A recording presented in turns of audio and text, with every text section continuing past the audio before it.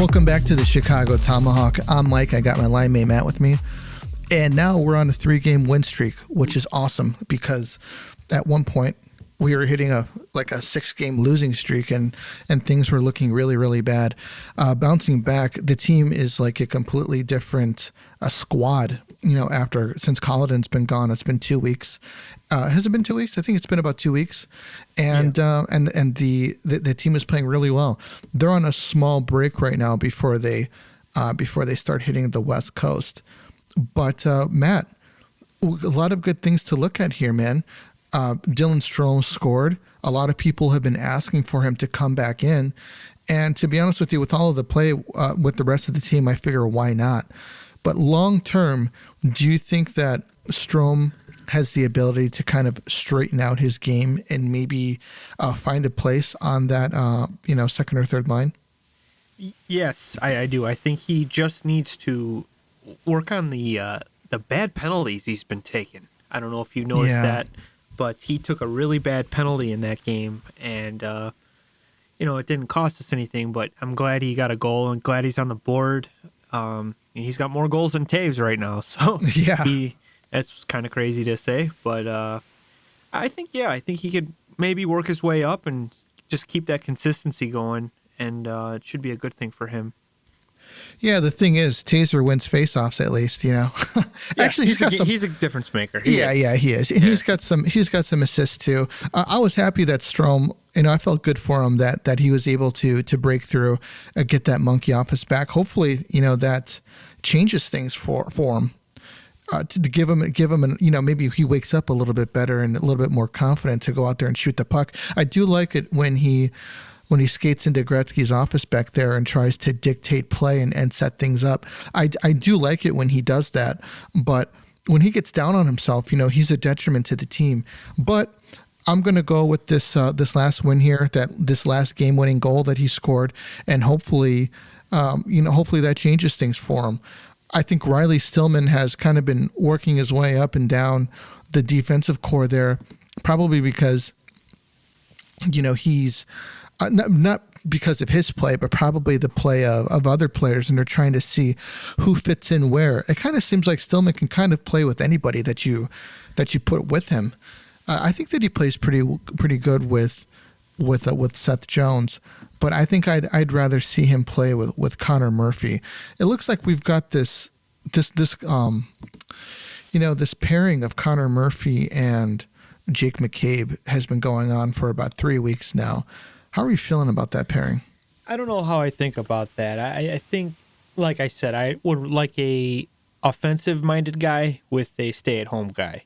And when I think of Murphy and who were you just talking about? I'm sorry. Jake McCabe. Jake McCabe. They're two, even Stillman. They're more of, stay-at-home guys and be responsible in their own end. I don't think putting two of those guys together would matter unless it's like a playoff type thing. Like, say we're going against, I'll say like the Blues, like Ryan O'Reilly, Tarasenko. Yeah, maybe put those guys out against them, but not during the season. I think you should spread the wealth a little bit. Yeah, I agree. I think I'd rather see Stillman play with Seth Jones. To be honest with you, I think he plays well with him. McCabe, I think, has really, really played well recently, ever since, obviously, the departure of Colliton. He's been able to kind of play his game more, and Connor Murphy seems to be doing a little bit of everything out there, which is pretty much what he does. I think he's a jack-of-all-trades, master of none type of defenseman. Nothing on him, but I think that he's been playing well. I think Juju Kyra's been playing. I think he's been playing well. I'm a big fan of his. I think that he's a good player. I think he fits. Yeah, yep. I think he fits in well on that Taves Kubalik line. Kubalik, man, he's dying to break through as well. Ironically, they're both playing on the same line. Maybe they need to be.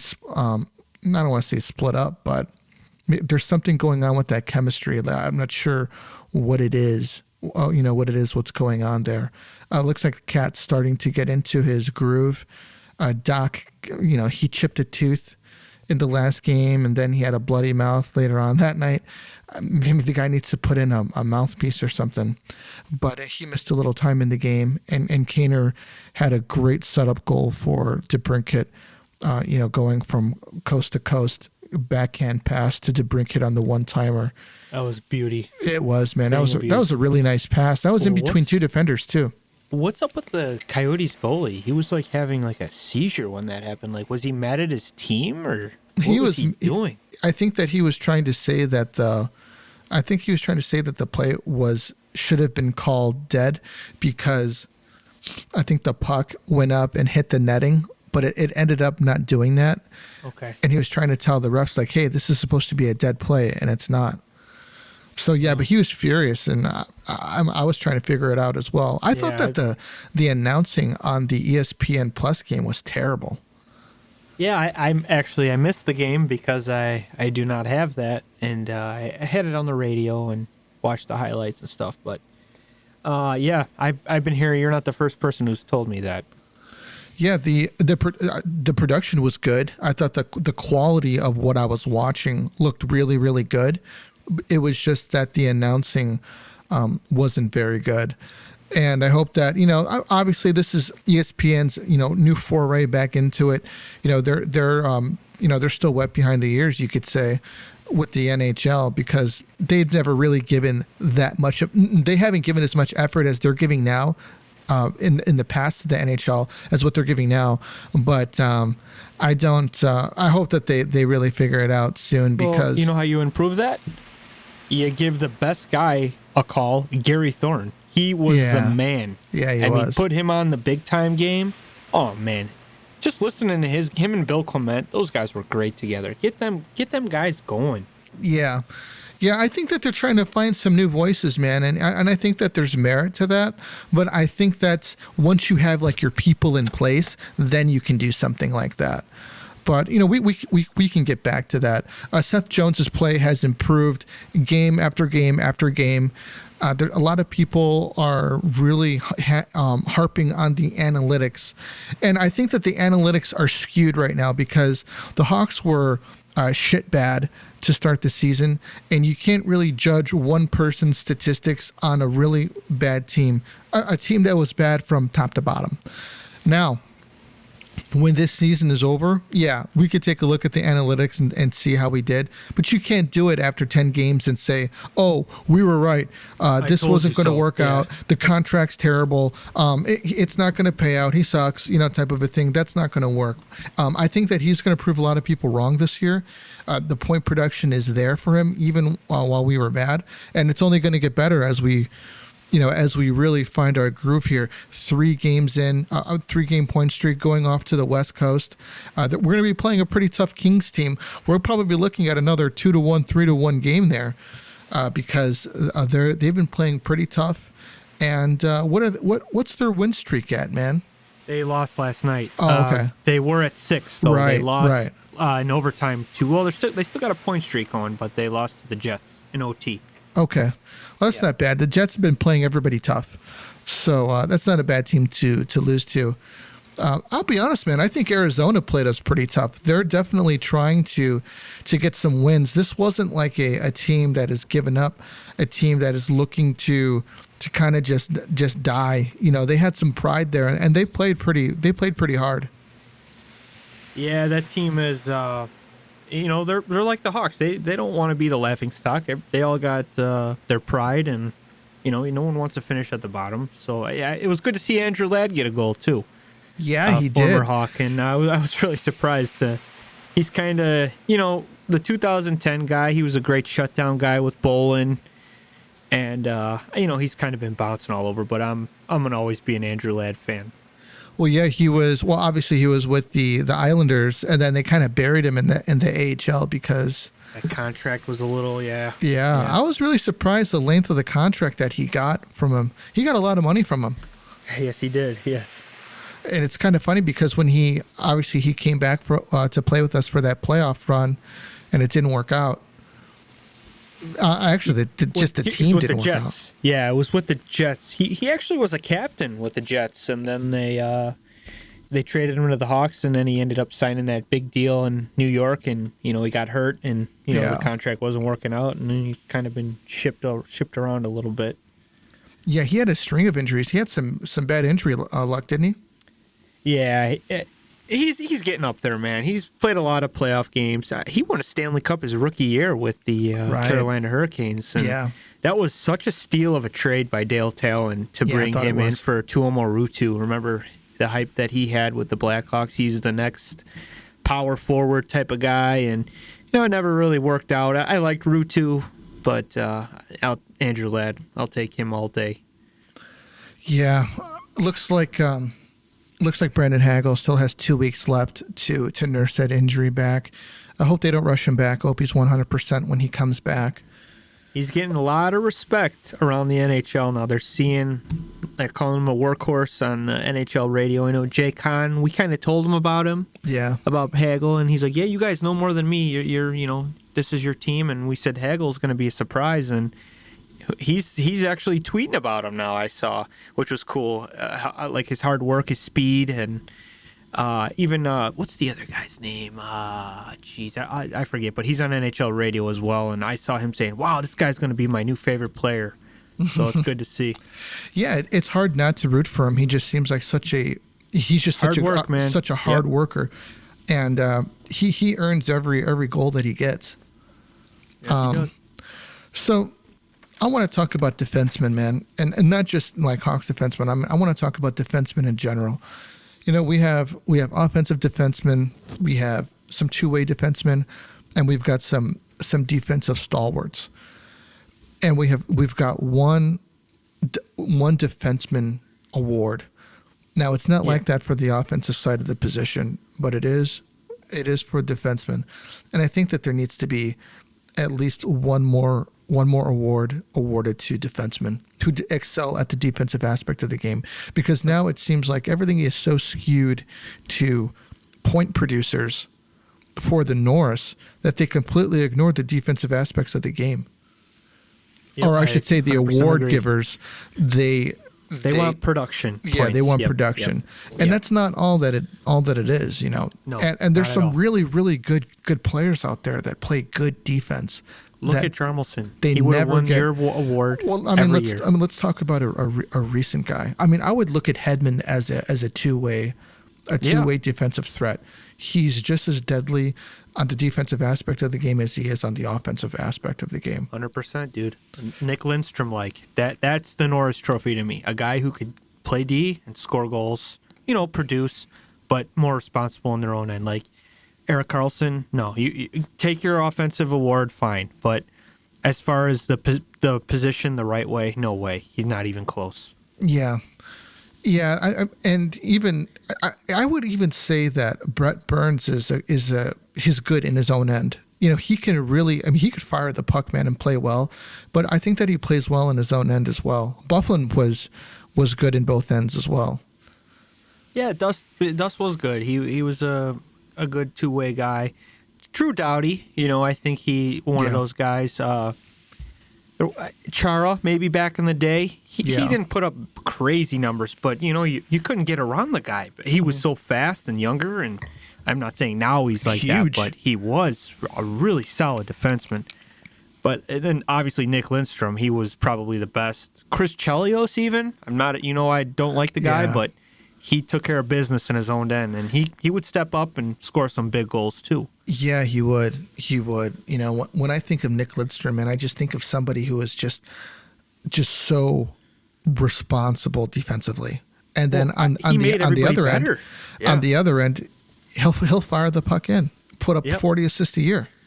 Well, he made Brian Rafalski even better, and Rafalski was a great defenseman for the. I think he was with the Devils before that, and then he moved over, and he as age went on, he got better. Didn't Rafalski play for the Rangers as well? I think you're thinking of Sergei Zubov, because Zubov started there, and then remember he went to Dallas. He's they just put him in the Hall of Fame, I want to say 2 years ago, but he's well deserving too. He was a great defenseman. Yeah, he was solid year after year after year. We got to give Hossa some love. They finally put him in the Hall of Fame. He's in, and he looks good. He looks like normal Marian Hossa. Yeah, suit him up today and he'd be dominant. He's was such a great player, man. Talk about a workhorse on one end of the puck to the other. He would just, it was almost as if he could tilt the ice to whichever way he was skating. It just always seemed like he was taking these big strides and heading downhill. What a great player, man. He was a complete difference maker for the Blackhawks. Yeah, but, I thought we were going to get more out of him offensively, but his two-way play was so good, it's like, who cares? If they're not scoring on us and he's still getting points, that's fine with me. Yeah. Because I didn't notice his two-way game until he came here. When he was with Detroit, I think he scored like 40-something goals. Yeah, he did. Damn, that's amazing. Then, he came here, he had some injury problems, but he wasn't getting that many goals. But this guy was on the puck like, as soon as the opponent got the puck on his like responsibility in the defensive end, he was on him. This guy either lost it, Hossa took it, or the guy had to eat it. Or he was tied up right. Yeah, it's amazing. Or he got laid out flat. Yeah, he's a big man. He was, man. Yeah. What a great player. So, moving on. Marc-Andre Fleury, I thought he played really well the other night. He looked solid. He didn't seem like he was flopping around the net at all. He looked confident. And I think that with this recent string of wins, this could be a good thing for him to get something going, get his confidence going and to push this team in the right direction. I think that maybe his confidence was hurting a little bit. Do you think that on their next game that they start Lankinen? I think you got to keep Fleury in. He's got the hot hand right now, and he is playing with a lot of confidence now, which he did not have. And I think getting that first win was huge for him. It just kind of said, okay, got that out of the way. Let's focus. And he's got a better team in front of him too. The last 3 games, they're not giving up as many shots. We're not being outshot. I think we haven't even been trailing in the last 3 games. Right. We've been winning all of these games, and that's huge, man. Getting that lead, it's huge for a goalie. And the possession has been really well as well. Just we got to stop. Don't take stupid penalties. Play your game and stick with it because we got 3 in a row. It's working. Just keep doing what you're doing. Are you pretty happy with what you've seen from King or the whole team? From the top down as a change. Yes. I think the change should have happened sooner, so you don't have to climb up the mountain again just to get your head above water, I guess you could say, because what were we, 1-10 or 1-9 and 2 or something? 1-9 and 2. That's hard to come back from. And to be honest, I don't. Anything could happen, but I don't see it happening because we're gonna run into some really good teams now. We're gonna lose. It's this guy's not gonna go undefeated, which would be awesome. But I think the management should have listened to the fans, quite honestly, because we see it. We're not stupid. This is not working it wasn't working with Colleton, and you let it go so long, and now we're playing catch up. And this new coach, King, he's got the guys playing good, and they're all playing hard. And if this would have happened sooner, we could have possibly been back to 500, and we would be talking about, hey, let's get going, and we can possibly make a wild card spot. But I just don't see it. I think it's a little too late. I'm gonna call it, man. I think the Hawks sneak in there. I honestly think that the how do you say, what's the word that I'm looking for? Just this tough time that they had, this gosh, man, I can't think of the word. This tough time that they had at the beginning of the season, and I think that they're gonna go on a winning streak, and I think it's going to mold them and really tie them together because when you've been with somebody, say it's a chick, or even a team, and all you have are good times, and then the bad times come. A lot of people have a hard time with that, and then they kind of just want to bail. But if you have some really bad times with somebody, you stick it out, and then the good times come. The good times are even better for these guys. Oh, for sure. And then what happens to that? You want those good times even more. So you're going to give more. You end up giving everything for these guys. And I think that with what has happened at the beginning of this season, especially with the team that the Hawks had on paper, that this is going to really mold these guys and give them a team, give this team, they can mend together, man. I'll tell you what. You look in the locker room, and these guys they're playing for each other, man. And I think that goes a long way. I think that they can sneak into a wild card spot, and I think that as the season goes on, that they're going to get even better.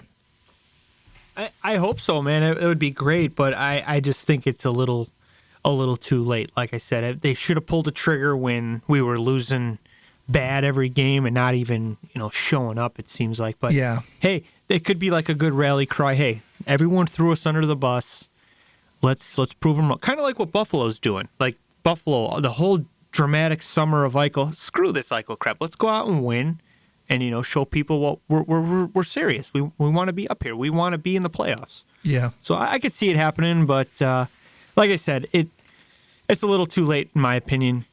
But maybe we'll see some trades at the deadline if it's not going well, and retool, get some draft picks, and maybe even bring in some guys we want to give a look next year. I'm surprised they haven't really give Gaudette a better look. Yeah, they keep on playing Reese Johnson. He had a very good preseason, and he's fast. And now Hagel's gone. It might be good to have a fast guy in the lineup more. Yeah, they've been playing Reed Johnson a lot. I think that. I'd rather see Gaudette come into the lineup than Reed Johnson speed. Again. Speed we have our next game. We're playing the Kraken. That's a 9 p.m. start. Next few starts are going to be kind of brutal, to be honest with you. We've got the Kraken on Wednesday. We've got the Oilers. They're struggling, man. Oilers on Saturday. Struggling. 9 p.m. start. Good night. Yeah, man. And then the Canucks at 7 on Sunday. So the Oilers game, I'm sure a lot of people are going to want to see on Saturday night because Dunks is going to be playing. McJesus. As a matter of fact, man, let's get into some NHL news. What do you got, bro? Well, speaking of McJesus, I watched them. I think I watched them. It was Thursday night. They were playing Buffalo. I could be wrong about the day, but dude, Draisaitl and McDavid, it's just not fair. Those guys on the same freaking power play. Their power play is amazing right now. And I listened to an interview with Dave Tippett, the head coach. He was like, these guys, they work so hard in practice. They want to be the best. They have a better power play than the 1980s Oilers. That's how good it is. So, I mean, you got two of the best players in the world. It helps. But, hey, they had freaking Wayne Gretzky, Mark Messier back in the day. And it just shows you, like, wow, these guys are a huge threat. But still, the goaltending is not there for me. But as far as the offensive side, oh my goodness, I would not want to run into those guys in the playoffs. You wouldn't want to run into the Oilers?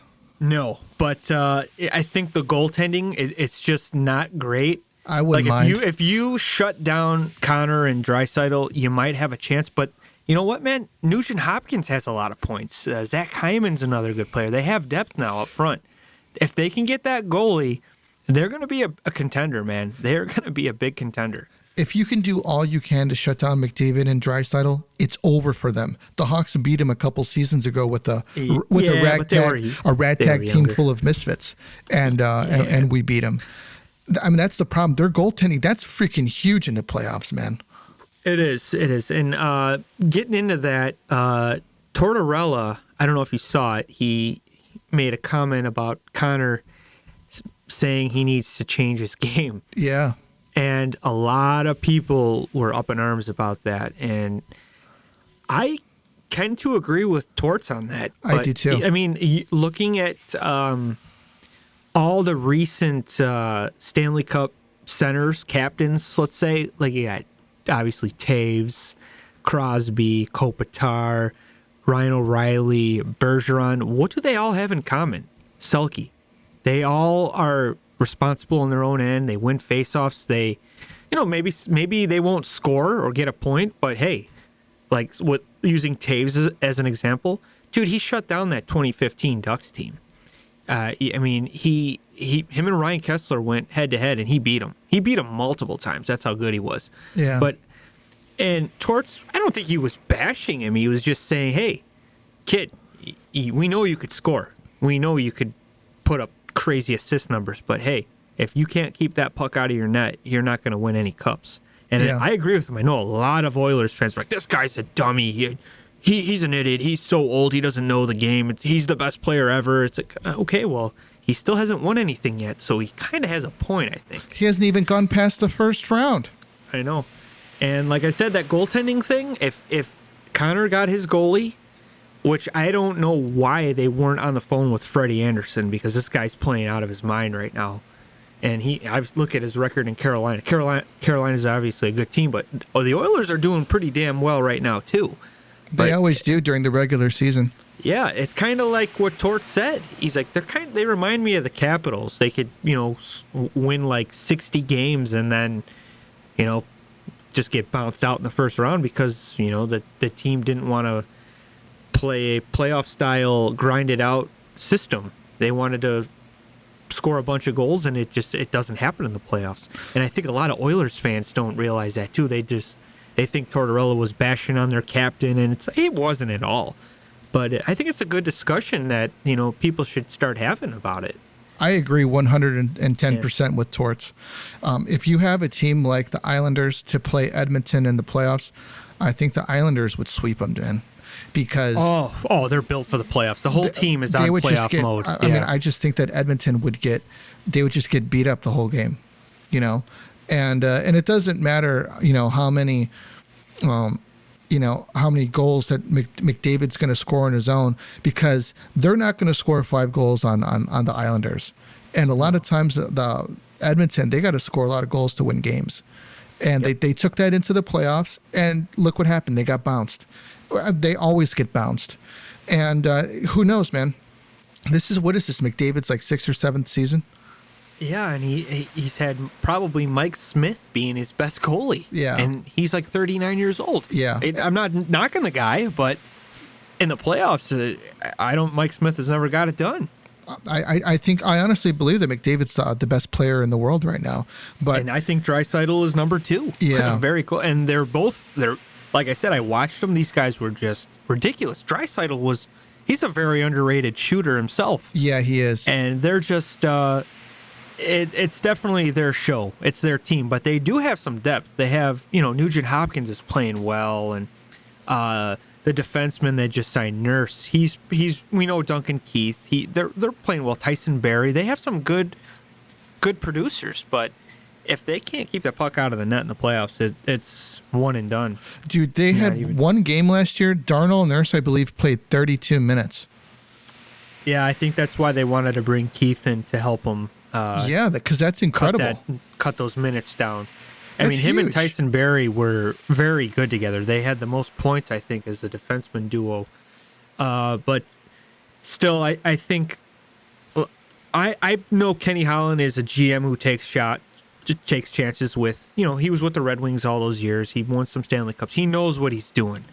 I think maybe this summer he wasn't getting the deal he wanted with the goaltending, so he went out and got a defenseman to stabilize Nurse and Barry's minutes, and maybe it'll pay off. But hey, maybe we'll see somebody at the deadline. Kenny Holland will bring in. We know Dallas has got some goalies. Chicago has some goalies.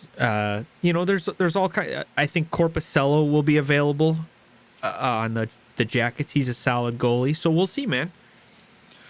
Crosby's likely to play tonight for the Penguins. What a tough luck for him, man. He's had this injury that he had to deal with, came back, and then he got COVID. He came back for one game, got COVID, then he's out, and now he's trying to make it back. It's crazy. Yeah, poor guy. He's got to just needs a break. That's what he needs. We know what kind of player he is. He's one of the best ever, and hopefully he can get back soon and get the Penguins going. Another induction into the Hall of Fame was Jerome McGillna. What's kind of crazy is he got traded from Dallas to, to Calgary for Joe Nieuwendyk. It's kind of like you're trading your old cornerstone for a new cornerstone in a way. Yeah. It worked out for Dallas. They got their cup. Yeah, it did. And I'll tell you what, man, Gilman was such a great player. He came close. A guy who could score 50 goals and then fight 2 guys. That's one guy, you wish could have got a Stanley Cup, like him and Jeremy Roenick, two guys that, they played the right way. They got a lot of goals and just good faces for the league, and they just can never get their name on that cup. They came close, though. Yeah, I was a big fan of Igelna. So, dude, why isn't Jeremy Roenick in the Hall of Fame? I don't know. For a long time, he was considered, the second or third best American player? Do you think it's because of his opinions about life and his outspokenness about stuff? I don't know. He's been in the USA Hockey Hall of Fame for a while now. I think that he deserves a spot in the Hall. Yeah, I mean, I think he has better numbers than Paul Kariya, and Paul Kariya is in the Hall of Fame. Wow. I'm not saying Paul Kariya is bad or anything, but he's not a goal scorer like Jeremy Roenick was. And but he didn't play like Roenick done. No. Roenick could run you over. He could deke through five guys like McDavid McDavid is doing, and then he has a good personality off the ice. He's just one of the most likable guys. So I'm really surprised about that. I wish they'd consider JR in there. Yeah, I am too, now that I think about it. Maybe next year, man. You never know. It just keeps passing. Every year it keeps passing. We see different players, and it sucks. Looks like Jack Eichel had his surgery without any complications, so it's kind of full steam ahead for this guy. All he's got to do is recover. Just recover, yeah. It's a crazy surgery. Did you hear it goes through, they go through the throat to do it? Wow. That's scary, dude. Yeah, I don't think I would have wanted to deal with that. Yeah, no wonder that. You know what? I'll get an extra mirror when I'm backing out of the driveway or a backup camera. I don't want anyone cutting my throat. Oh my gosh. So do you know do you have any more information? Can you explain it? About his surgery? Yeah. That's all I heard, and I heard it was successful. It was no side effects or no complications or anything, and he's got that artificial disc, and I guess they called it what did they call it? Well, they were the Sabres were preferring the fusion procedure, and I guess Eichel wanted I guess they're calling it a disc replacement in his neck. So, right. But I guess everything's okay, so hopefully he comes back and he can end up playing the last week or two against his former team, the Sabres. I think that would be awesome. Wow. Just to see the fans' reaction at least. Looks like Dylan Larkin's back. I'm not sure what was going on with him. I know he had some personal things that he needed to take care of. Scored a very nice goal last night. Yeah, nice. He did. I think that was his second of the year. Looks like he's looking to get going. He's the heart and soul of that team. When they played the Wings a few weeks ago, it's like the guy he's just a tough kid. He is. He's a good captain. He's the clear choice for the captain for a couple years now, and I think they finally gave it to him last year. And right, he's a well-deserving guy, Michigan-born guy. It's just cool to see. Well, hey man, do you got anything else? Do you want to wrap it up? Yeah. Well, you know what? I wanted to say one thing. I remember how we were talking about Panarin not shooting. Yeah. Not shooting. He's been scoring. I think he scored 2 goals after we were talking about it, and he was getting booed by the Jackets fans the whole night. Really? And, yeah, they were booing him, and after the game they asked him, hey, what's up with the booing? What do you think? And he goes, Jackets fans are lazy. They used to be a lot louder. That's what he said. Really? So I thought that was awesome. It's kind of like a middle finger, like, okay, see you later. Thanks for the 2 years. And yeah, I'm getting paid big bucks in a big hockey market now. Huge hockey market. Yeah. It's kind of funny. You kind of need that contract that he's got to live in New York, though. Oh, yeah, just to pay for your parking. Yeah. You can't live in New York making $5 million a year. No, I wouldn't. You couldn't pay me to live in New York anyway. Yeah, I wouldn't even want to live in Chicago, quite honestly. Well, all right, everybody. That's all that we got for you tonight. Thank you very, very much for listening. We really appreciate everybody tuning in, week after week. We're very appreciative. And that's all that we got for you tonight, guys. So we'll see you on Friday. This is the Tomahawk. We're out of here.